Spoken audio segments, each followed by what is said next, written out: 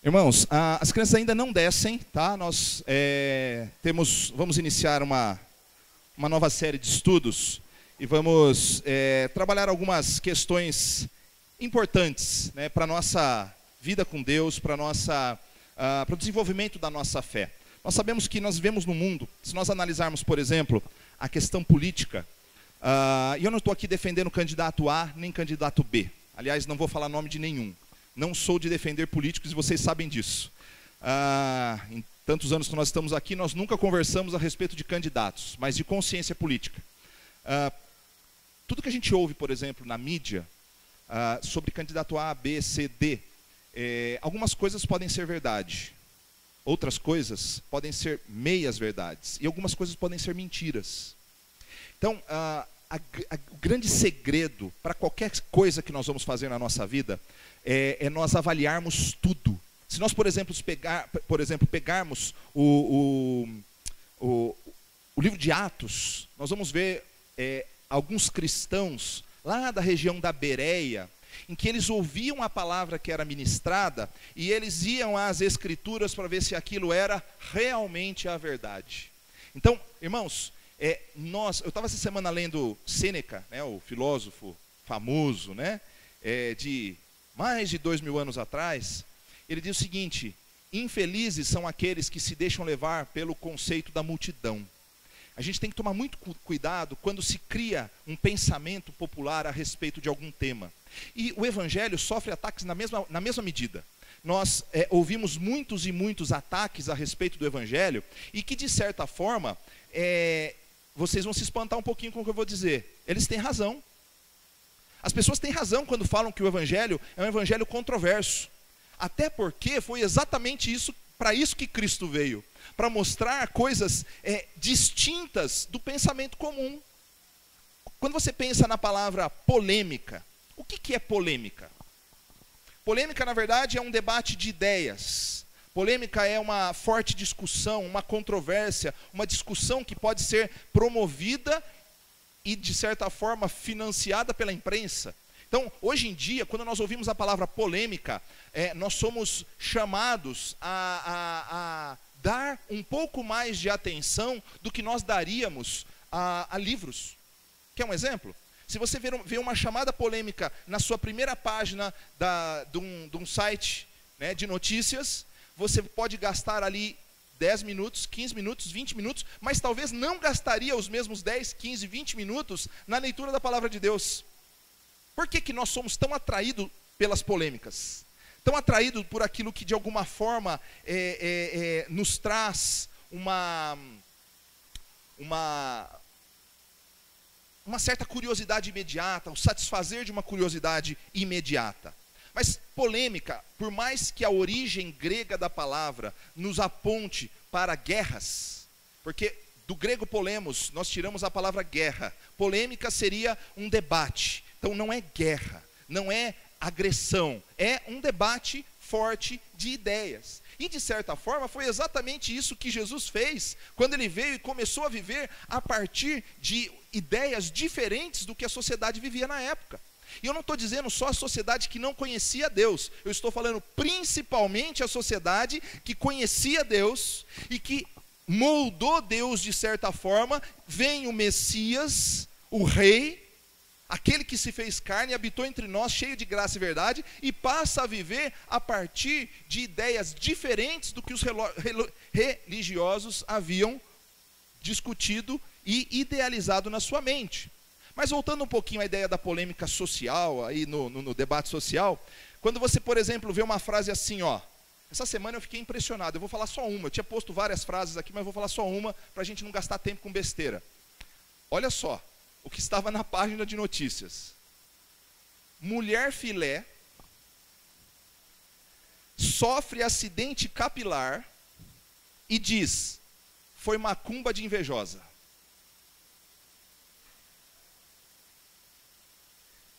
Eu garanto para vocês que esse tipo de notícia atrai muito mais atenção do que coisas que realmente podem transformar a nossa vida. Então, nós não vamos nos apegar a polêmicas sociais, né? Mas vamos tentar nos apegar a questões que realmente a palavra de Deus nos mostra como importantes para uma reflexão. Quando olhamos para o evangelho como um todo, nós vemos que as pessoas da época viram muitos acontecimentos em torno da vida de Cristo como uma grande controvérsia. Gerava um incômodo nos religiosos, na sociedade da época. Veja como que Pedro e os discípulos esperavam: Senhor, é nesse tempo que há de restaurar o reino de Israel? E aí Jesus vem com um discursinho assim, que o meu reino não é deste mundo. Senhor, mas que palhaçada é essa? Os romanos estão nos destruindo, nos oprimindo, e o Senhor vem dizer que como Messias vem para reinar, mas o seu reino não é deste mundo. Espera um pouquinho, tem alguma coisa errada. Quanto mais ouvindo a principal, olha só, a principal notícia, a principal controvérsia do evangelho, e eu peço que vocês prestem bastante atenção em tudo que vai acontecer aqui. A principal controvérsia do evangelho é: o rei está morto. Vamos ver.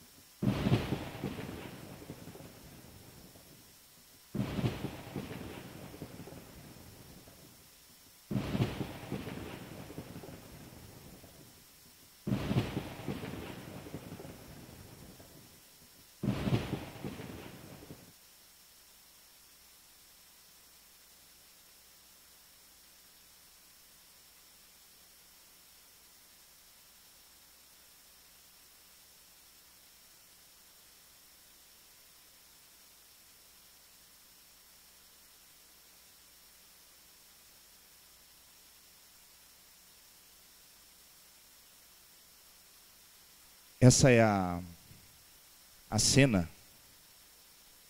que mudou a história.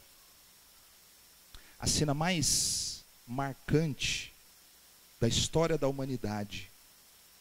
Não há sacrifício de jornalistas, não há sacrifícios nenhum tipo de incidente que marcou tanto a história da humanidade quanto a afirmação de que o rei está morto.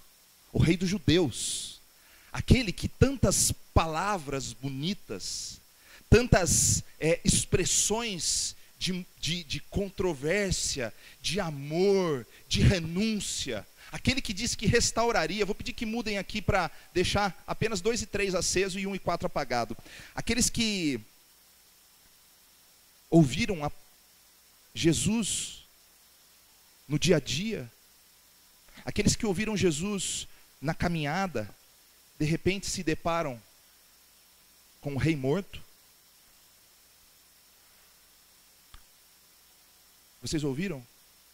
Um rei morto. E o pior de tudo, com tanto poder, entregando-se voluntariamente. Será que ele tinha poder? Será que ele realmente era o rei? Será que realmente num mundo onde o poder e o sucesso eram expressos nos grandes palácios, feitos de ouro em muitas das suas estruturas? Será que este rei realmente significou alguma coisa na história da humanidade? Como dormir com um barulho desse? Como pensar em seguir a um Deus que morreu? Que Deus é esse?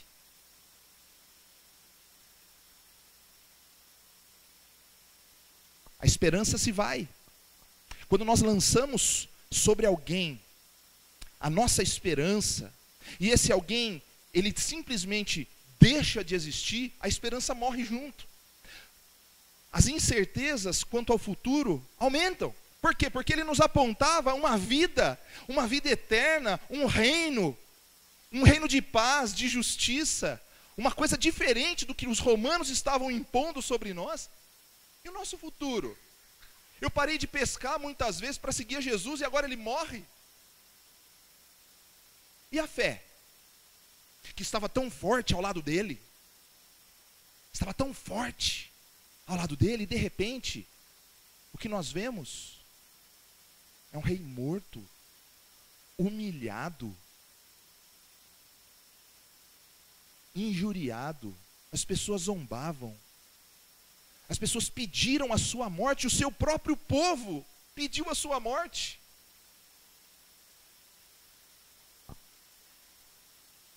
Eis a pergunta: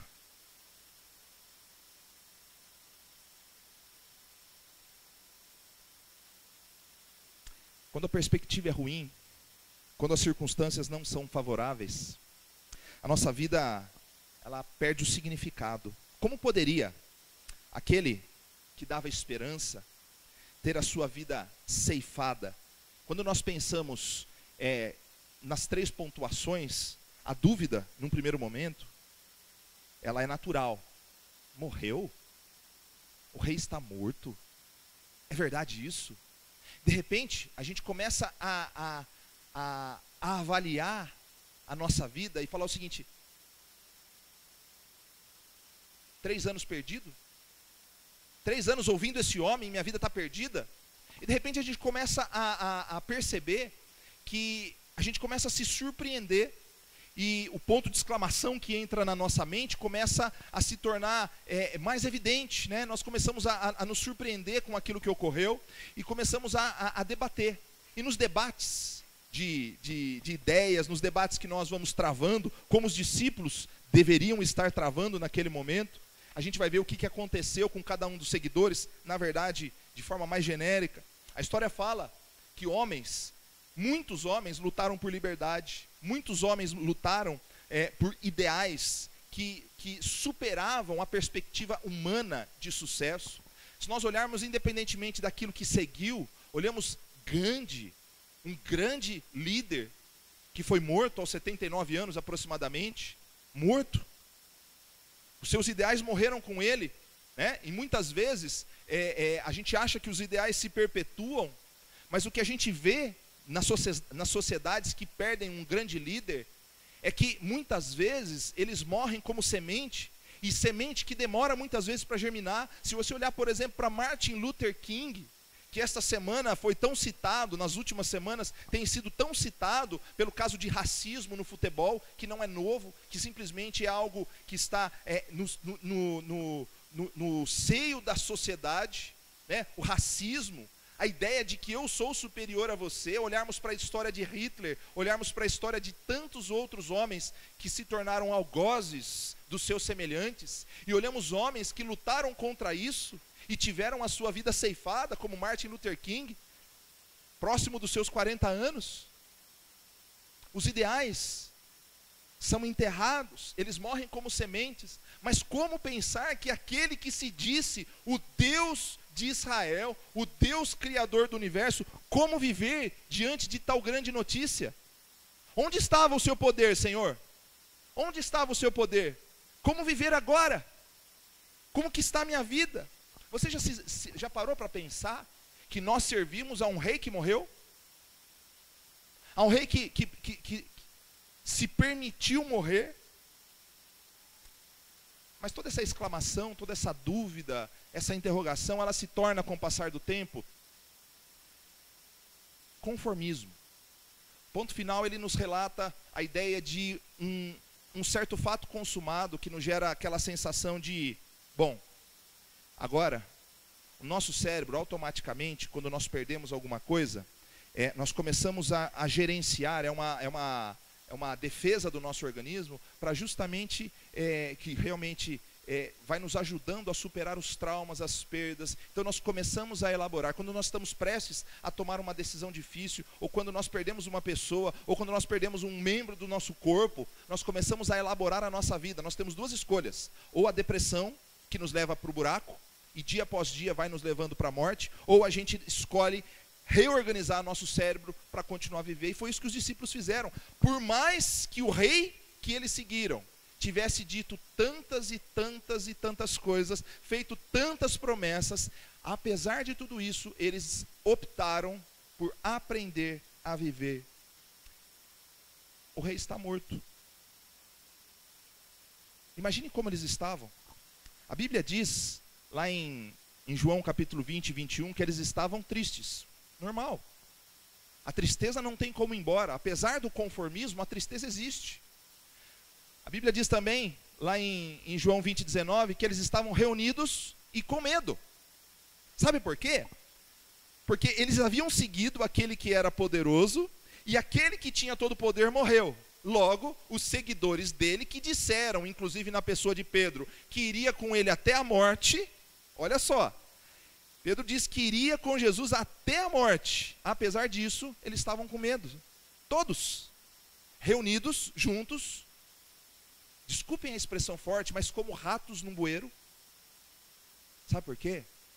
Porque o rei estava morto. O rei estava morto.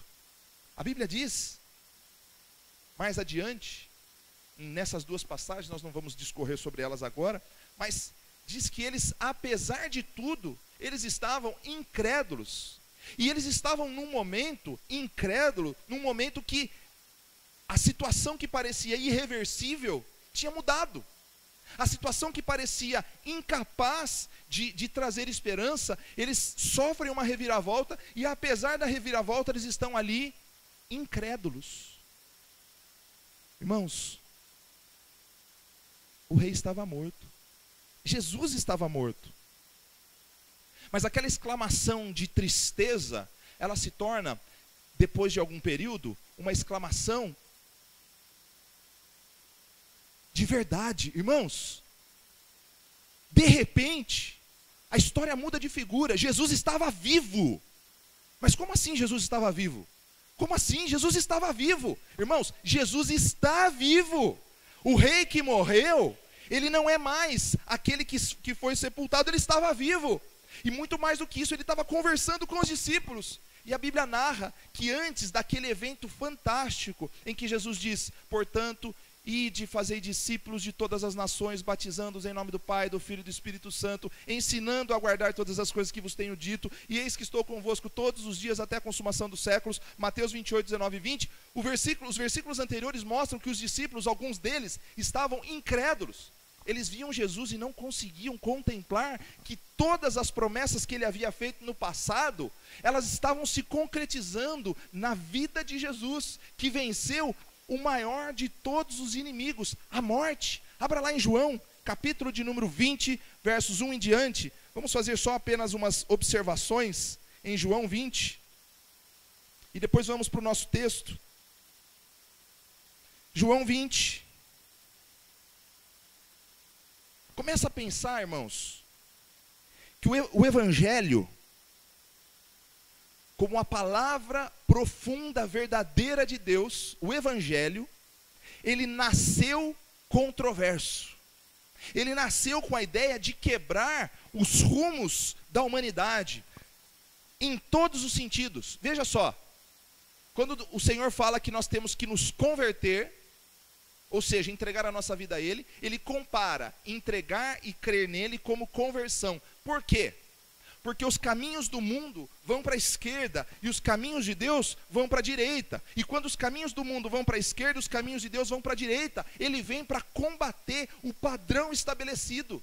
Então, a ideia que nós vamos tirar deste princípio de Jesus, e durante esse mês de setembro, é o seguinte: como eu tenho vivenciado essa controvérsia que Jesus propõe para nós. Quando ele diz que aquele que quer ser grande, se faça pequeno. Quando ele diz que aquele que é maior, ele deve servir. Era um pouquinho. Como assim? Eu estava contando um exemplo, não sei se eu contei para vocês ou contei para um grupo, na conferência que nós participamos, um pastor estava dizendo que ele foi num evento, num acampamento, e um dos líderes era um pastor muito famoso, um grande homem de Deus, e ele, nesse acampamento, o homem de Deus estava limpando os banheiros. O seminarista chega e fala assim: isso é um absurdo, o senhor limpando os banheiros? Como assim? Espera um pouquinho, deixa que eu vou chamar alguém para limpar. Ao invés dele se colocar para limpar, ele vai chamar alguém para limpar. Quer dizer, a compreensão do evangelho foi para o buraco. Porque o que mais tem é o que mais tem que servir, o que mais sabe é o que mais tem que ensinar, mas tem que vivenciar, porque quanto mais sabemos, mais reconhecemos que somos incapazes de sermos aceitos diante de Deus. O evangelho do reino é o evangelho que põe de ponta cabeça, olha só, o evangelho do reino põe de ponta cabeça a nossa concepção de sucesso, de poder e de vida. O nosso cotidiano não pode ser mais o mesmo a partir do momento que nós nos deparamos com Cristo. O nosso cotidiano não pode mais ser o mesmo quando nós nos deparamos com Cristo. A nossa concepção de vida espiritual não pode ser superficial, porque Deus ele vem mostrar através da figura de Cristo Jesus algo espetacular, e nós vamos discorrer sobre isso durante esse mês. João capítulo de número 20 mostra um momento em que Deus reverte toda a perspectiva de fracasso, toda a perspectiva de insucesso na missão de Jesus. Veja comigo. A partir do verso 1. No primeiro dia da semana, bem cedo, estando ainda escuro, Maria Madalena chegou ao sepulcro e viu que a pedra da entrada tinha sido removida. Ou seja, Jesus tinha sido colocado na tumba, lá no sepulcro, e ela tinha sido removida a pedra. Então, correu ao encontro de Simão Pedro e do outro discípulo, aquele a quem Jesus amava, provavelmente esse que escreve o próprio João, e disse: tiraram o Senhor do sepulcro, e não sabemos onde o colocaram. Pedro e o outro discípulo saíram e foram para o sepulcro. Os dois corriam, mas o outro discípulo foi mais rápido que Pedro e chegou primeiro ao sepulcro. Eu imagino aqui como que João foi polêmico aqui, né? Ele não quis dizer que foi ele que ganhou de Pedro, mas ele quis dizer que Pedro estava gordinho e ele chegou primeiro no sepulcro, né? Tem algumas nuances no texto bíblico que são muito interessantes. Ele se curvou e olhou para dentro, viu as faixas de linho ali, mas não entrou. A seguir, Simão Pedro, que vinha atrás dele, chegou, depois de quase 2 horas, entrou no sepulcro e viu as faixas de linho, bem como o lenço que estivera sobre a cabeça de Jesus. Ele estava dobrado à parte, separado das faixas de linho. Depois o outro discípulo, que chegara primeiro ao sepulcro, também entrou. Ele viu e creu. Eles ainda não haviam compreendido que, conforme a Escritura, era necessário que Jesus ressuscitasse dos mortos.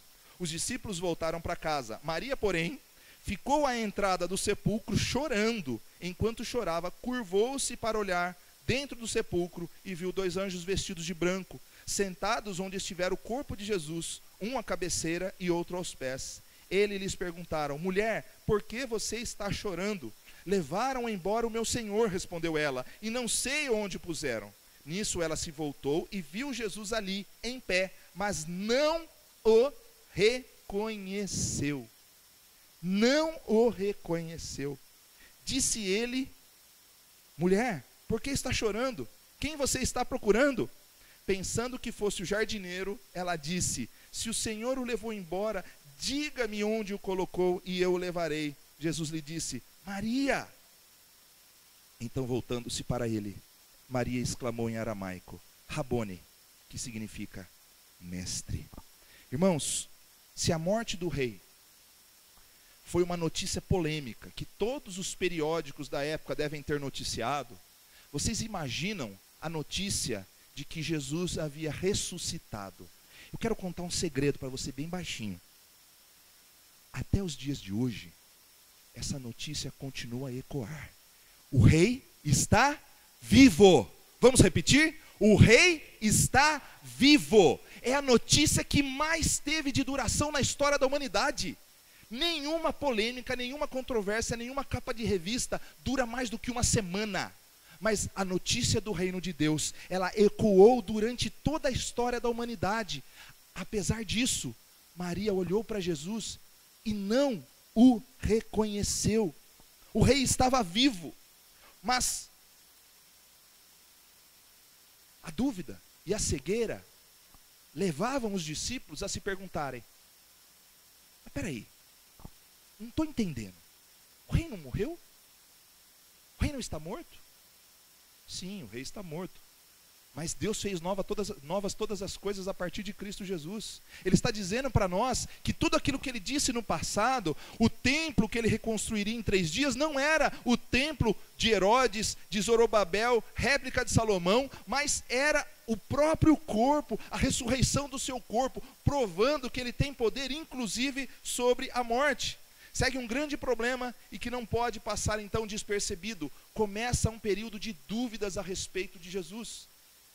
As circunstâncias, tudo aquilo que tinha acontecido, para muitos dos discípulos, era muito difícil acreditar que havia esperança após a morte. Para muitos dos discípulos, era muito difícil de acreditar que uma situação ruim possa ser revertida. E assim como para mim e para você, é muitas vezes impossível de acreditar que Deus pode fazer uma transformação radical na nossa vida. Mas eu quero contar um outro segredo para você, bem baixinho. Ele é especialista em transformações. Ele não é dono do Extreme Makeover. Ele não dá uma repaginada no seu visual. Ele dá uma repaginada no seu caráter. Ele muda a sua história de uma vez por todas. Ele muda a história da sua família de uma vez por todas. Ele muda a nossa história. Essa é a especialidade de Jesus. Sabe por quê? Porque o maior de todos os inimigos não é a feiura, não é uma casa caída, não é uma família quebrada, não é o desemprego. O maior de todos os inimigos é a morte. E o maior de todos os inimigos já foi vencido por ele, amém? Irmãos, o maior de todos os inimigos já foi vencido, que é a morte. Aí a gente vê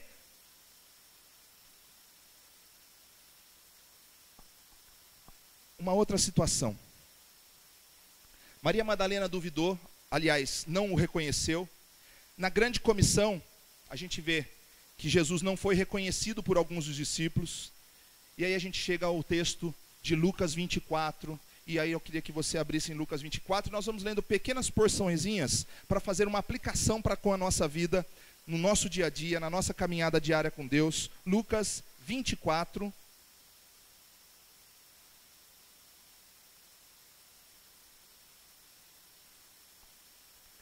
Jesus já havia ressuscitado.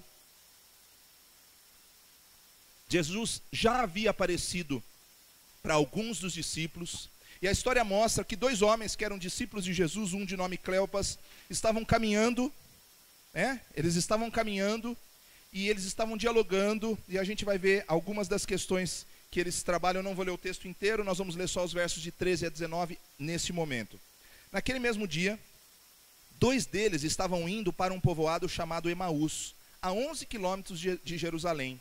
No caminho, conversavam a respeito de tudo o que havia acontecido.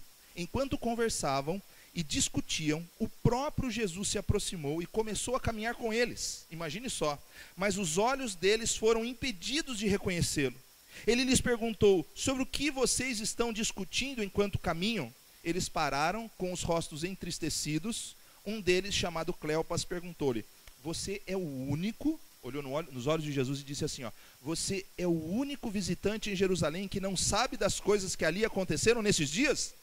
E ele pergunta, didaticamente, que coisas? O que aconteceu com Jesus de Nazaré? E responderam eles, ele era um profeta, poderoso em palavras e em obras diante de Deus e de todo o povo. Irmãos, preste atenção, quando a situação é adversa, os nossos olhos, eles ficam como que impedidos de enxergar a realidade dos fatos. E o pior de tudo, rebaixaram Jesus de Messias para profeta. Você vê que coisa interessante? Eles rebaixaram Jesus, por quê? Porque ele era o rei, ele era o Messias, ele ia restaurar, mas já que ele morreu, eu não vou jogar tudo fora o que ele fez, então ele se tornou profeta. Olha só que coisa, os olhos deles impediam que eles enxergassem aquilo que realmente estava acontecendo. Às vezes nós caminhamos com Jesus, mas não o notamos. Mais um segredo para você. Você sabia que é possível que eu e você vivamos 30, 40 anos dentro da igreja, sem nunca termos caminhado verdadeiramente com Jesus? Sem nunca termos contemplado Jesus na verdade, na beleza da sua santidade, sem nunca termos experimentado Ele no nosso dia a dia, na nossa caminhada. E aí a gente fala muito a respeito de Jesus, mas não o conhecemos face a face. Quando Jó diz que, a Bíblia diz que Jó era um homem íntegro, que se desviava do mal, que vivia a sua rotina espiritual, tudo numa boa, ele mesmo reconhece que o conhecimento que ele tinha de Deus era ainda superficial, relacionado àquilo que eu via, ou que ele via. Não era relacionado a um conhecimento profundo de intimidade com ele. E eu não estou dizendo que você tem que chorar, mas no seu íntimo, no seu coração, na sua meditação diária, ou na sua oração, você já sentiu Deus realmente falando no fundo do seu coração? Eu não estou falando que você vai ser aquelas palavras que diz que você vai ser um profeta, ou isso, que você vai, como disse o pastor Marcelo, que você vai pisar nos outros. Estou falando desse tipo de revelação. Eu estou falando de uma concepção profunda de pecado, que te faz cair com o rosto em terra e dizer o seguinte: Senhor, obrigado por tua misericórdia para com a minha vida. Irmãos, eu estou falando de experiências realmente profundas com Deus. Às vezes nós caminhamos com Jesus, mas não o contemplamos na essência do que Ele é. Você já se sentiu louvando e ouvindo as Escrituras, sem que isso cause grande transformação no seu interior? Você consegue, por exemplo, ler o Salmo 23, o Salmo 119 com os seus 176 versículos? Você conseguiu meditar na palavra de Deus e falar o seguinte: nossa, que boas palavras, lindas palavras, olha, linda essa palavra de Jesus. E no seu dia a dia aquilo não causar nenhuma transformação? Irmãos, outro segredinho para você: isso é o que mais acontece com o cristão. Lemos a respeito de Jesus, falamos a respeito de Jesus, dizemos que somos discípulos de Jesus, caminhamos com Ele, mas não o experimentamos. Não vivemos a profundidade do que Ele é, do que Ele pode fazer. Então eu queria que você lesse comigo os Provérbios 3, 5 e 6. Vamos ler juntos?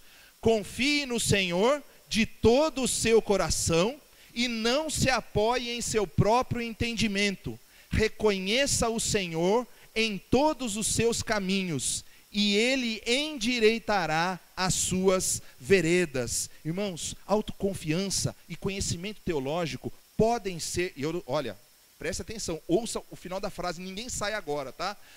Autoconfiança e conhecimento teológico pode ser uma grande armadilha.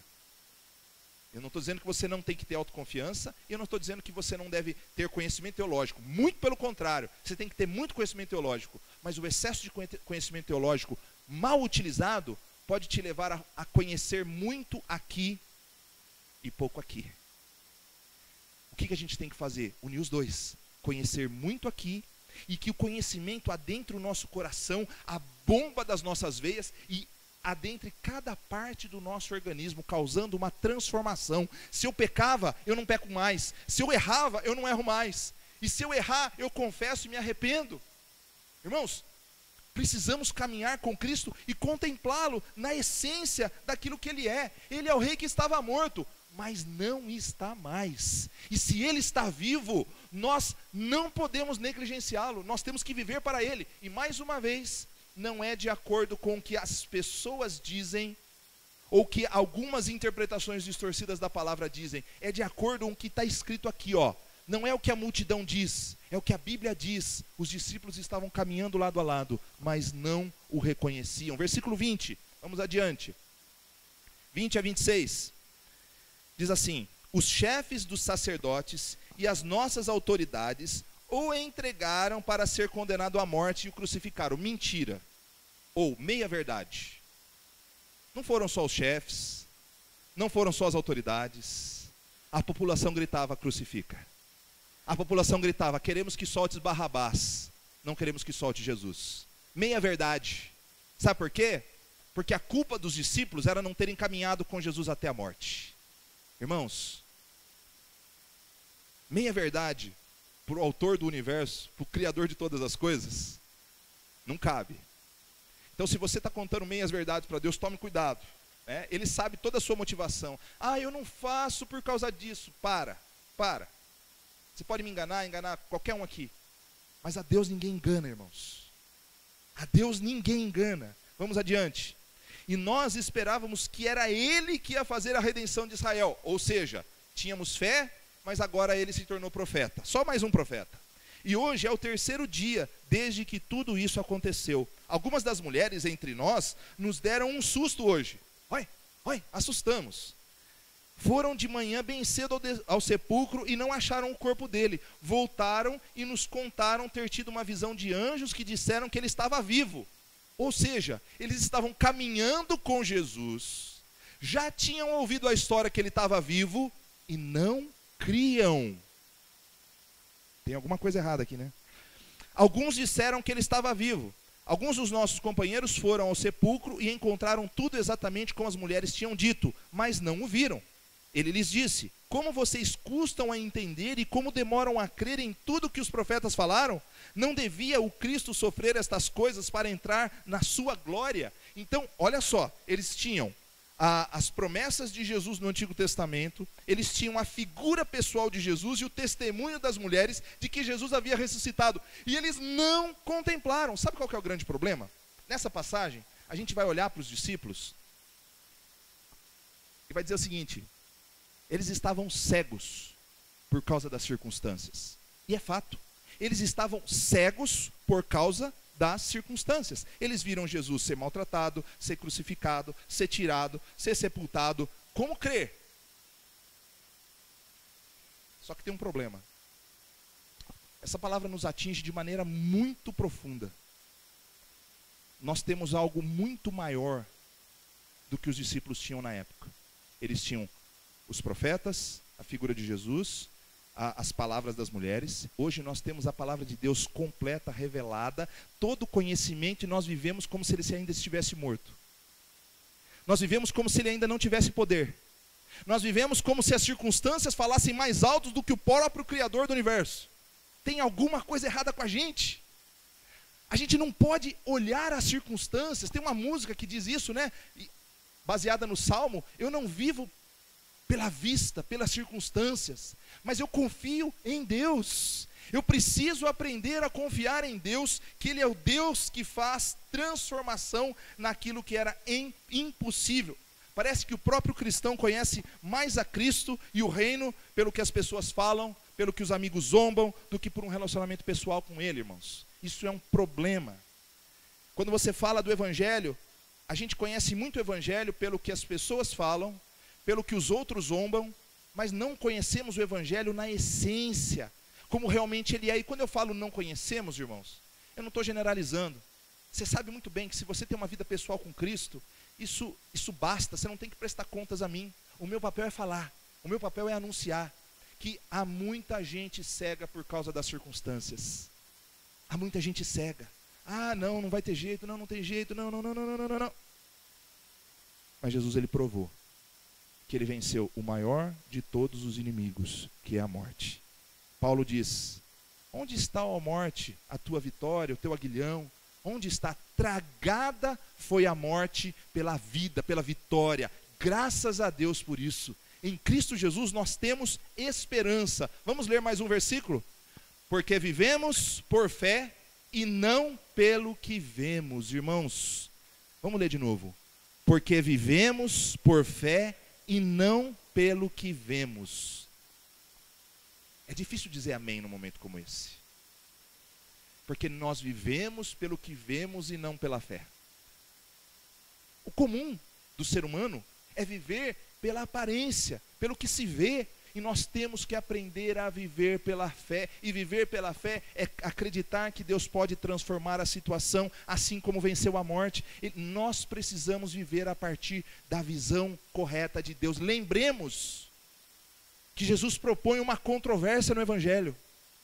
A morte não tem poder sobre o nosso Rei, e a morte não terá poder sobre aqueles que morrem no Senhor. Irmãos, isso é esperança. Continuando, versículo 27 apenas.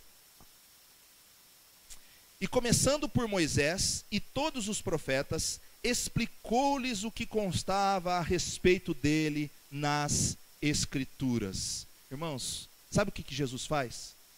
Ele senta ali com os discípulos e fala o seguinte, ó, eu vou mostrar, olha aqui.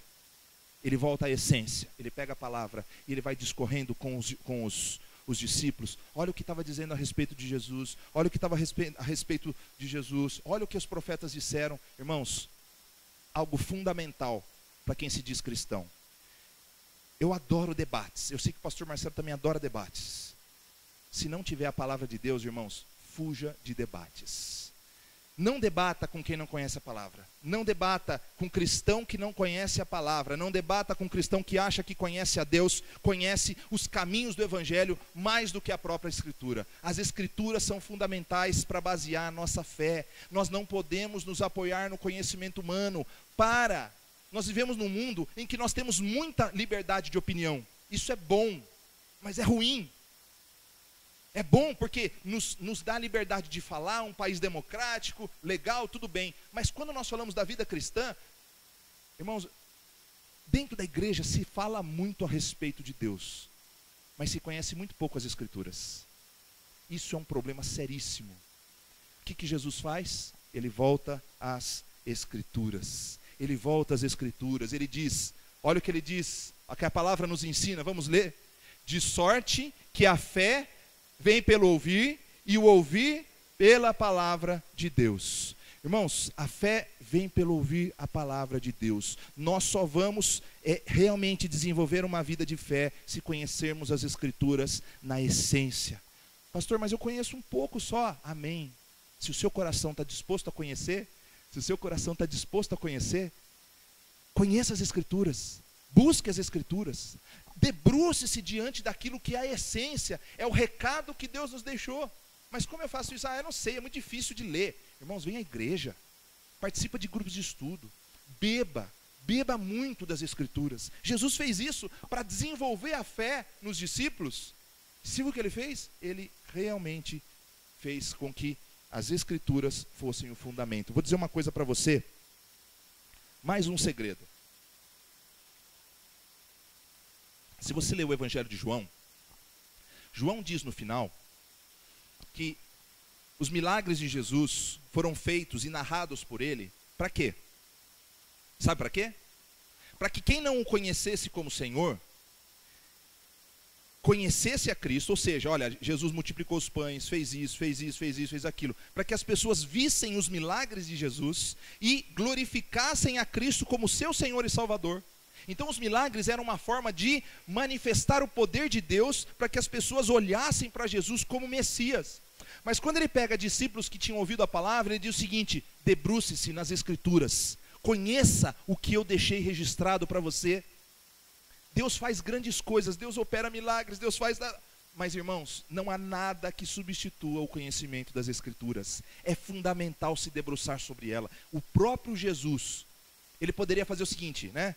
Chegar lá e fazer, olha aqui, ó, apareceu uma flor, olha lá, eu sou poderoso, ó, eu sou Jesus. Não, ele falou assim, vem cá, senta aqui. Vocês conhecem mesmo as Escrituras? Ele vai ensinando. Irmãos, o cristianismo cresce absurdamente e cresceu durante a história.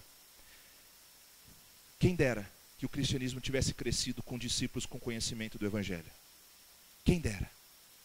Cresceu-se com muitas formas alternativas, mas a essência do Evangelho são as Escrituras. Vamos lá, versículo 28 e 29. Ao se aproximarem do povoado para o qual estavam indo, Jesus fez como que ia mais adiante. Mas eles insistiram muito com ele: fique conosco, pois a noite já vem, o dia já está quase findando. Então ele entrou para ficar com eles. É interessante aqui, né? Eles não conheciam o cara. Por mais que fosse Jesus, eles não conheciam, eles não estavam dando crédito àquela pessoa, mas as palavras que ele estava ministrando, de certa forma, estavam com certeza entrando no coração deles e começando a operar grandes coisas, porque eles dizem o seguinte: não, já está tarde. E se ele fosse um ladrão? E se ele fosse um bandido? O que eles fizeram? Entra, fique conosco, porque já é tarde. Irmãos, uma coisa fundamental que Jesus nos ensina? Nós precisamos nos aproximar de quem é porta-voz do Senhor. Nós precisamos nos aproximar de quem pode nos trazer esperança, quem usa a palavra como seu fundamento. Cuidado com os líderes que você segue. Se eu estiver falando mentira, irmãos, preste atenção e fuja de mim. Se eu não estiver pregando a palavra, fuja daqui, enquanto é tempo. Me repreenda. Se eu estiver falando alguma coisa que está errado, não permita que eu manipule a sua mente. Fique próximo de quem realmente pode te ensinar a palavra, debruce-se sobre ela, seja dono da sua própria história e entregue, como dono da sua própria história, submeta-se àquele que é o autor da história. Use homens para te ajudar, mas não confie no homem cegamente. Tem muita gente colocando copinho de água em cima da televisão enquanto o camarada lá ora. Tem muita gente pegando a cueca do marido e levando lá na igreja. E às vezes Deus faz grandes coisas por misericórdia daquela pessoa. Mas a Bíblia diz que é impossível que não venham escândalos. Mas maldito aquele por meio do qual vem o escândalo.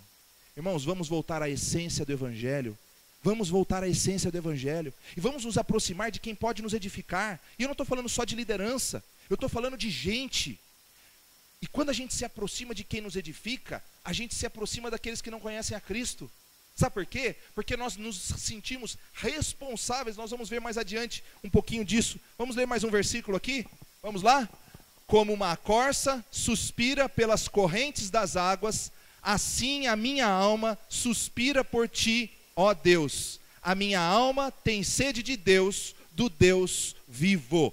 Irmãos, do Deus vivo. Lembre-se, o rei não está mais morto. Ele já ressuscitou, a notícia é nova. Aquela notícia passou, durou 3 dias. Notícia ruim dura 3 dias. Notícia boa dura para a eternidade. Jesus está vivo e nós precisamos ansiar por Ele. Nós precisamos ter sede dEle. Nós precisamos buscá-lo através de pessoas. Eles chamaram Jesus, entra. Irmãos, é muito legal estar do lado de gente engraçada. Fantástico. E se essa pessoa engraçada for fiel a Deus, estamos com um prato cheio, né? Porque não adianta só ser engraçado, mas a gente precisa influenciar e ser influenciado, porque pela sede da palavra de Deus, pela sede de buscar a essência. Eu não estou falando buscar o maior culto. A Bíblia narra muitas histórias de homens e mulheres que influenciaram a vida dos outros, mas numa história mais recente, os grandes avivamentos da história, se você estudar os grandes avivamentos da história, eu queria lembrar especificamente de Jonathan Edwards. É famosíssimo, um cara que era instrumento de Deus.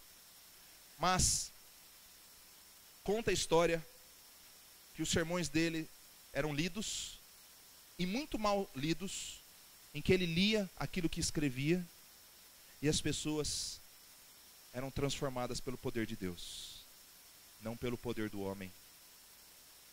Não pelo carisma do homem, mas pelo poder de Deus. Busque a Deus. Busque a Deus com força, com disposição. Tenha prazer em ouvir a palavra do Senhor. Último ponto aqui. 30 e 31. Aliás, penúltimo.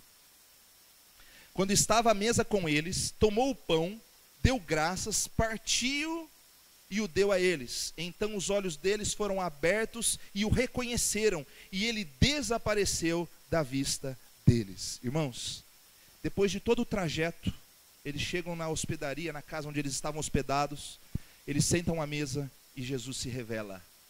Ele faz exatamente aquilo que tinha feito com os discípulos. Ele parte o pão e dá graças. Há momentos que Deus se revela particularmente a nós. Vou dizer uma coisa para você. Lembre-se o dia que você entregou seu coração a Jesus. E talvez hoje você esteja aqui e nunca tenha feito isso. Lembre-se, quando nós ouvimos Deus se revelando a nós, pessoalmente, nós precisamos dizer sim. Nós precisamos ficar atentos aos sinais que Deus nos dá. Irmãos, Ele se revela a cada um de nós. A cada história de um novo cristão, significa que em algum momento Ele falou a sua vida de uma maneira especial. E a Bíblia diz que, vamos lá, está acabando a bateria aqui, passa para frente para mim, Ju. Vamos ler ali. Hoje, se ouvirdes a sua voz, não endureçais os vossos corações. Irmãos, Deus se revelou em Cristo Jesus para aqueles homens. E eles o reconheceram. Talvez você esteja buscando uma experiência verdadeira com Deus. E se você veio aqui hoje, Ele está falando ao seu coração. Ele está querendo dizer o seguinte: olha, hoje eu quero te tornar o meu discípulo, a minha discípula. Eu quero te tornar fiel a mim. Eu quero que você siga os meus caminhos. Esquece o pastor, esquece as pessoas. Entregue-se você a mim. Entregue-se você. Talvez Ele esteja dizendo para você que está vivendo uma vida assim, mais ou menos, um cristianismo nem genérico, que o genérico tem selo, mas similar. Talvez você esteja vivendo uma vida cristã assim, muito parecida com um cristianismo superficial. Ele está dizendo para você hoje: eu quero você como meu discípulo. Não quero que você se diga cristão, porque muitos podem se dizer cristãos. Quero que você seja o meu servo verdadeiro, o meu discípulo. E por fim, põe lá para mim, Ju. Vai ter que, acho que acabou mesmo a bateria, viu? Acho que não durou mais. Versículo 32 a 35, diz assim: perguntaram-se um ao outro: não estava queimando o nosso coração enquanto ele nos falava no caminho e nos expunha as Escrituras? Levantaram-se e voltaram imediatamente para Jerusalém. Ali encontraram os 11 e os que estavam com eles reunidos, que diziam: é verdade, o Senhor ressuscitou e apareceu a Simão. Então os dois contaram o que tinha acontecido no caminho e como Jesus fora reconhecido por eles quando partia o pão. Pode passar, Jô. O encontro pessoal com Cristo aquece o nosso coração e nos leva a proclamar. Essa é a essência do Evangelho. Olha só, o Senhor aquece o nosso coração e nos envia. Como flechas de fogo, Ele aquece no coração e nos envia para pregar o Evangelho, nos envia para contar as boas notícias, a boa notícia que foi contada há quase 2000 anos atrás e que continua ecoando nos dias de hoje. Você acha que Jesus está morto? Você vive como ele estivesse morto? Ou você vive como se ele tivesse ressuscitado? E muito mais do que isso, ele ressuscitou para você, para que você tivesse vida e vida abundante nele. Vamos ver o versículo? Vamos lá. Vamos juntos? E todos os dias no templo e nas casas não cessavam de ensinar e de anunciar a Jesus. Irmãos, o verdadeiro evangelho que atinge o nosso coração é o evangelho que nos dá paixão, que nos dá fogo, disposição para servir. Quando Maria Madalena reconhece Jesus, Jesus diz para ela: vá e conte aos discípulos. Os discípulos de Emaús não receberam ordem, mas quando eles receberam Jesus e perceberam Jesus, eles saíram para anunciar. E ele disse, Jesus disse por meio de Marcos e de Mateus, ele disse: vocês devem proclamar o Evangelho. É responsabilidade nossa anunciar o Evangelho da transformação. O Evangelho que transforma a sua vida, o seu coração, a sua essência e que te tira de um lamaçal de pecado e de trevas e que te leva para uma vida abundante. Alegre, muitas vezes, muito mais do que alegre, uma vida em que você aprende a viver contente em toda e qualquer circunstância, conforme Filipenses capítulo 4. Na alegria e na dor eu tenho uma companhia, que é o meu Senhor. Para refletir e aplicar, vamos lá. Primeira coisa, para a gente encerrar: o rei deu a sua vida pelos seus súditos. Isso é inconcebível, inconcebível no mundo atual. É inconcebível. É inconcebível que a rainha da Inglaterra sacrifique a sua fortuna para matar a fome e a sede das populações ribeirinhas do Amazonas, das populações pobres da África. Sabe por quê? Porque rei tem que ter poder, tem que ter pompa, tem que fazer um casamento de 300 mil reais. Irmãos, o nosso rei deu a sua vida. É o oposto. Quem muito tem, muito serve. Quem muito sabe, muito serve. Para de aceitar um evangelho que se anuncia aí fora, em que o líder ele é endeusado. Irmãos, nem o próprio Deus viveu a sua glória. Ele abriu mão da sua glória para viver entre nós como lemos no começo, cheio de graça e verdade. E nós vimos a sua glória em Cristo, que se fez homem para servir e morrer em nosso lugar. Vamos adiante. Mas o rei não está morto. Ele tem poder, inclusive, sobre a morte. Pode passar, Ju? Vamos dizer, ele ressuscitou. Ele ressuscitou para mim. Vamos dizer, ele ressuscitou para mim. Irmãos, para você e para todos os que estão espalhados pela face da terra. Vamos adiante. Então, a pergunta é, qual rei você tem servido? Se você acredita nisso, se ele fala ao seu coração, se ele aquece o seu coração, qual rei você tem servido?